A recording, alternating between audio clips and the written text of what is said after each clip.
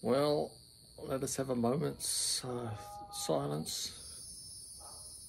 That's about all we're going to give to Forest Green. Yeah, Forest Green Rovers got relegated from the league.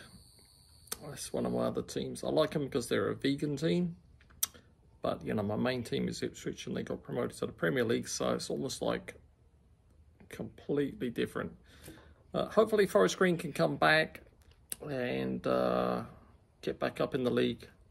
Wish them luck. Anyway, let's get over here to this beer because it's one I've been looking forward to trying. Video 417 in my series. You'll see I did a video on Wandering into the Fog, and that was a 5 out of 5 beer. That was so good. And they have a whole bunch of different ones. I'm not sure why it's taken me so long to get another one. Possibly because they're not cheap. This one cost $8.49. But you know, you've got to pay for quality, don't you? So has this got a date on it? No, it's got a 24067. What does that mean?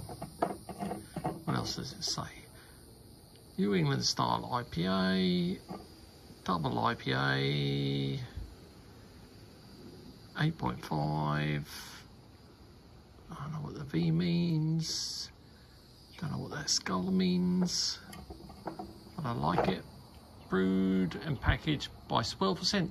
Hey, previous beer I just had was brewed by 12%. For 2 Williams Brewing. 2 Villains Brewing. 2 Williams. 2 brewed in collaboration with Abomination Brewing. So this is a collaboration with 2 Villains, Abomination, and it's done by 12%. So they must be using the recipe. Anyway, crazy sort of like horror story looking graphics they have on their cans. I hope this is as good as that other one. I hope it is. I gave that other one 5 out of 5.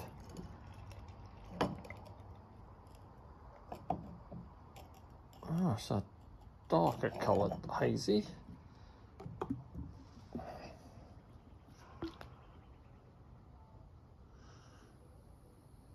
Looks like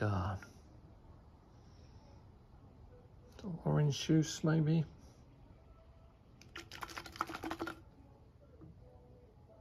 I don't know how old this beer is.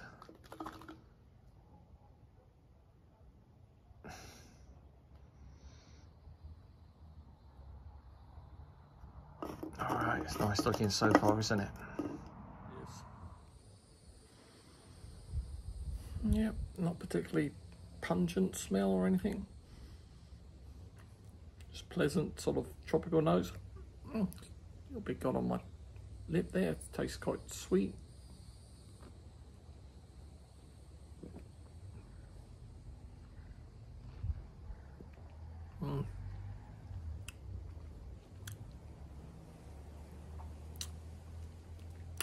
It's nice. Firstly, it tastes a little bitter, a little tingly on the tongue.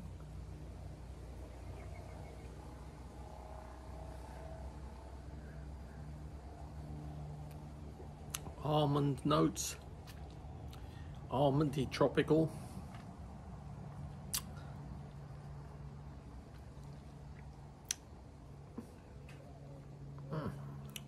Yeah, nice. Let me leave this to warm up a little bit. Leave it to warm, but also air. Like once it escapes from the can, then the different flavors start to come out.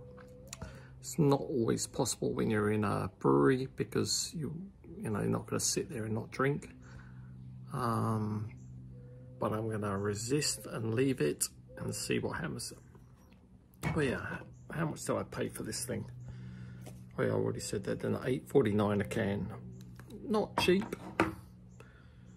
Not cheap. But you know, breweries that put a lot in, a lot of different hops and flavors and effort, you know, they need to be rewarded. I wonder how much of that $8.49 they really get though. I wonder.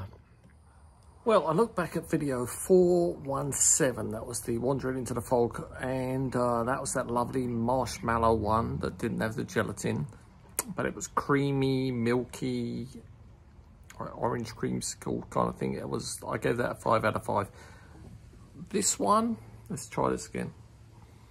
I mean, it looks more like, doesn't look quite so orangey, it looks more like grapefruity, doesn't have the big thick head.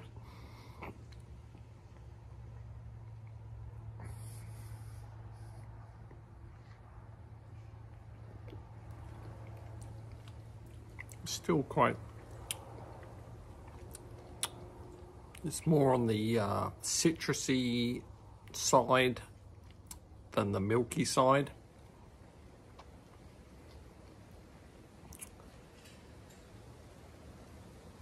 It's pretty nice, but it's not a wow like that other one. Yeah, that Wandering into the Snow or whatever was just amazing.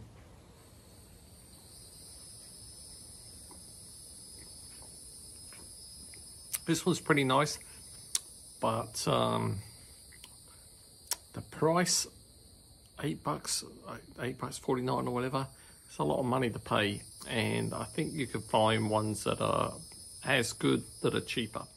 All right, let me know if you've tasted this and what you think. Obviously everybody's taste is different, but yeah, I would recommend going out and buying it and tasting it, but I don't think I'd spend, you know, like a 4-pack is like 20 bucks or something. I think I would just get the one, taste it, enjoy it, and then you know, spend my money on something else. I like to try different things.